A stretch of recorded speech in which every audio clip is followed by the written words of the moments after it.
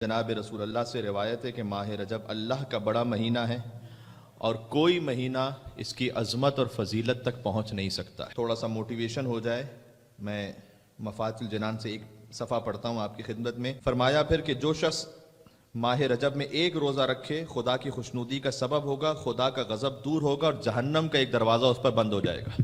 حضور نے فرمایا کہ خدا کا غضب دور ہو جائے گا، جہنم کا دروازہ اس کے لیے بند ہو جائے گا. حضرت امام موسیٰ کاظم علیہ السلام سے روایت ہے کہ جو شخص ماہ رجب میں ایک دن روزہ رکھے جہنم کی آگ اس سے 1 سال کے راستے کے برابر دور ہو جاتی ہے. جو شخص 3 دن روزہ رکھے اس کے لیے جنت واجب ہو جاتی ہے. بالخصوص جمعرات، جمعہ اور ہفتہ، یہ 3 دن 900 سال کی عبادت کا ثواب ہے. فرمایا کہ رجب جنت کی ایک نہر کا نام ہے جو دودھ سے زیادہ سفید، شہد سے زیادہ شیرین ہے، اور جو ماہ رجب میں ایک دن روزہ رکھے اللہ تعالیٰ اس نہر سے اسے جنت میں سیراب فرمائے گا. البتہ علماء نے یہی فرمایا ہے کہ جیسے کوثر کی جو نہر ہے اس کی حقیقت بی بی فاطمہ ہے، اس طریقے سے ماہ رجب المرجب، ماہ رجب کے نام سے جو نہر ہے اس کی حقیقت ولایت مولا علی علیہ السلام ہے. اللہم صلی علی محمد و آل محمد.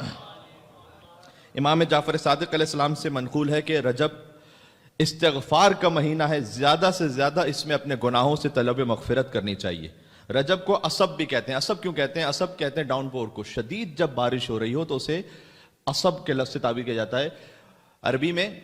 یعنی ماہ رجب میں اللہ کی رحمت ایک شدید بارش کی طرح برس رہی ہوتی ہے. وہ خدا کے جو ارحم الراحمین ہے، جو ہر مہینے میں ارحم الراحمین ہے. اللہ تعالیٰ ذوالقعدہ میں بھی ارحم الراحمین ہے، اللہ تعالیٰ شوال میں بھی ارحم الراحمین ہے، لیکن رجب میں اس کی رحمت ایسے ہے کہ جیسے ایک موسلا دار بارش برس رہی ہے. لہٰذا زیادہ سے زیادہ کہیے اس مہینے میں استغفر اللہ و اسألہ التوبہ، میں اللہ سے مغفرت طلب کرتا ہوں اور اسے توبہ کا سوال کرتا ہوں.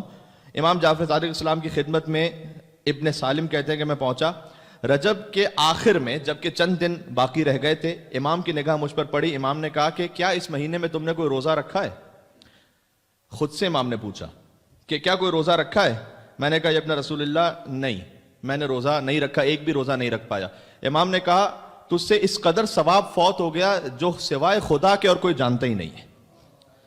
اور میں نے تقریر میں آپ سے یہ کہا کہ جب امام یہ کہہ دیں اس کا مطلب ہے کہ واقعاً حتماً ایسا ہی ہے. یہ مبالغتاً نہیں، حقیقتاً امام نے کہا کہ اتنا ثواب تجھ سے فوت ہو گیا تو کوشش کریں کہ ایک روزہ کم از کم ہو جائے، کیونکہ امام نے کہا اگر ایک بھی روزہ نہیں رکھا تو اتنا ثواب ضائع ہو گیا جو خدا کے علاوہ اور کوئی نہیں جانتا. تو ہمارے ماشاءاللہ جو بچے ہیں جو اسکول جا رہے ہیں، بالخصوص جو ممیز ہو چکے ہیں اور جو بالغ ہو چکے ہیں، وہ ویکنڈز پہ رکھ لیں کیونکہ دن تھوڑے سے طویل ہیں، لیکن بہرحال کم از کم ایک روزہ ضرور رکھیں. پھر امام نے کہا اے سالم، جو شخص اس مہینے کے آخر میں بھی کوئی ایک دن روزہ رکھ لے خدا اس کو محفوظ رکھے گا عالم نزع کی سختی سے، موت کے خوف سے، عذاب قبر سے. اور جو شخص اس مہینے میں آخر میں 2 روزے رکھے وہ پل صراط سے آسانی سے گزر جائے گا. جو 3 روزے رکھے آخر میں وہ روز قیامت کے عظیم خوف سے محفوظ رہے گا. سبحان اللہ. اب آ جائیے ایک عمل اور، 2 عمل اب تک آپ کی خدمت بیان کیے جا چکے ہیں. ایک روزہ رکھنا، دوسرا استغفار زیادہ سے زیادہ کرنا.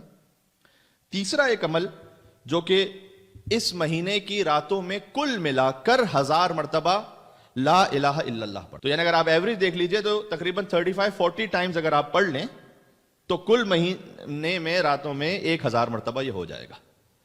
تو اتنا کوئی سخت عمل نہیں ہے. یہ لا الہ الا اللہ پڑھنے کی خاص تاکید وارد ہوئی ہے. لا الہ الا اللہ وہ کلمہ ہے کہ جو لوگ مولا علی کے چہرے کو دیکھ کے پڑھتے تھے.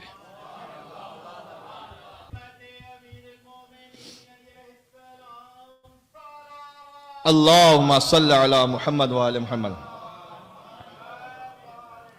مجھے تو ہر بات میں ویسے ہی مولا علی یاد آتے ہیں، تو رجب کے مہینے میں تو خود مولا علی آئے ہیں، تو پھر کیسے مولا علی کا ذکر نہ آئے. اور حضور نے پھر ایک عمل بتلایا جو اس وقت ہم انجام دیں گے کہ رجب کی پہلی شب جمعہ کو لیلۃ الرغائب کہتے ہیں، یعنی امیدوں کی رات، جہاں اللہ تعالیٰ سے امید رکھی جائے کہ وہ حاجتیں پوری کرے گا. تو آپ اپنی حاجتوں کو دل میں رکھ کر انشاءاللہ یہ نماز پڑھیں. اور بے شمار فضیلتوں میں سے ایک فضیلت شیخ عباس قمی نے جو لکھا وہ یہ ہے کہ گناہ بخش دیے جاتے ہیں جو شخص اس نماز کو پڑھے جب قبر کی پہلی رات آئے گی، جب مولا علی علیہ السلام بھی آئیں گے انشاءاللہ. روایت میں ہے کہ خدا اس نماز کا ثواب خوبصورت شکل میں فصیح زبان کے ساتھ اس مومن کی قبر میں بھیجے گا، اور وہ ثواب اس سے مخاطب ہو کر یہ کہے گا کہ اے میرے دوست تجھ کو بشارت ہو، ایک جملہ ہی کتنا خوبصورت ہے، تجھے نجات عطا ہو گئی. یعنی اگر کچھ بھی نہ ہو تو یہی ایک اجر کافی ہے کہ آج کے اعمال کو اللہ تعالیٰ خوبصورت شکل بنا کر قبر میں بھیجے گا، اور وہ فصیح زبان سے اس مومن سے کہے گا، وہ شکل یہ کہہ رہی ہوگی کہ تجھے مبارک ہو، تجھے نجات عطا ہو گئی ہر سختی ہر مصیبت سے. وہ کہے گا تم کون ہو؟ خدا کی قسم میں نے تجھ جیسا بہتر چہرہ نہیں دیکھا اور تجھ جیسا شیرین کلام کرنے والا نہیں سنا، اور اس سے زیادہ اچھی خوشبو نہیں سونگی. تو اس شکل سے جواب یہ آئے گا کہ میں تمہاری پڑھی ہوئی وہ نماز ہوں جو فلاں رات فلاں مہینے فلاں موقع پر تم نے انجام دی تھی. میں آج تمہارے پاس آئی ہوں تاکہ اللہ کی جانب سے تمہارا حق ادا کروں، اس تنہائی میں مونس و مددگار رہوں، تمہاری وحشت کو دور کروں، اور جب سور پھونکا جائے گا تو میں تم پر سایہ کروں میدان قیامت میں. خوش بحال کہ تم سے یہ نیکی ضائع نہیں ہوئی، یعنی تم نے نیکی انجام دے دی، تم بڑے سعادت مند ہو کہ تم نے نیکی انجام دے دی. اور اس کا طریقہ پھر بیان کیا گیا کہ پہلی شب جمعہ جمعرات کو روزہ رکھیں. روزہ اس کے لیے بہتر ضرور ہے، جس نے روزہ نہ بھی رکھا ہو وہ بھی اس عمل کو انجام دے سکتا ہے.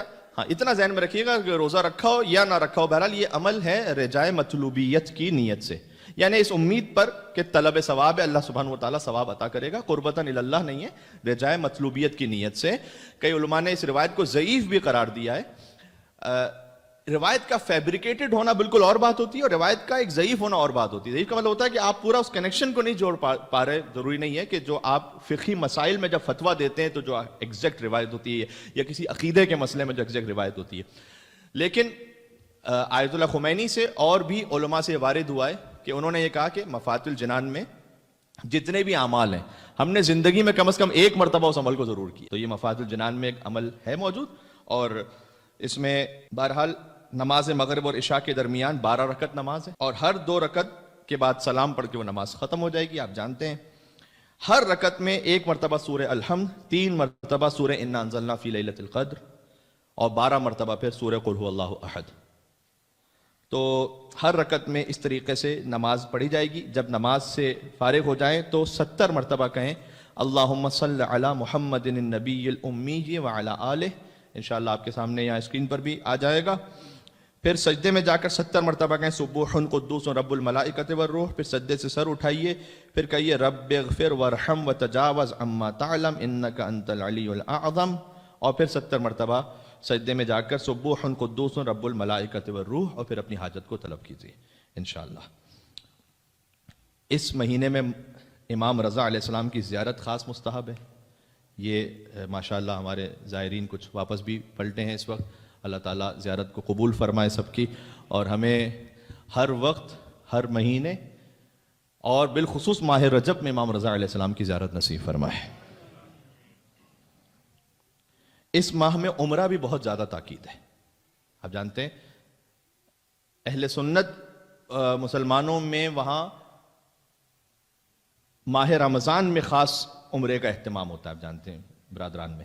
لیکن فقہ جعفریہ کے مطابق عمرہ رجب کا سب سے زیادہ فضیلت رکھتا ہے، بلکہ روایت کے مطابق حج کی فضیلت کے قریب قریب ہے. اور یہ بھی بیان ہے روایت میں کہ مولا علی ابن الحسین یعنی زین العابدین علیہ السلام وہ عمرہ کرتے تھے رجب میں، اور روز اور شب خانہ کعبہ کے قریب گزارتے تھے، اور وہاں سجدے ہی میں رہتے تھے، اور دن اور رات ایک ہی ذکر پڑھتے رہتے تھے کہ عظم الذنب من عبدک فلیحسن العفو من عندک. تیرے بندے کی جانب سے گناہ عظیم ہے لیکن تیری مغفرت اس سے بھی زیادہ اعظم ہے. احسن. اللہم صل علی محمد وآل محمد وعجل فرجہم. تو یہ آپ کے سامنے جی لکھا ہوا بھی آ گیا. In each namaz after Surah Alhamd recite 3 times Surah Qadr and 12 times Surah Tawheed. صحیح.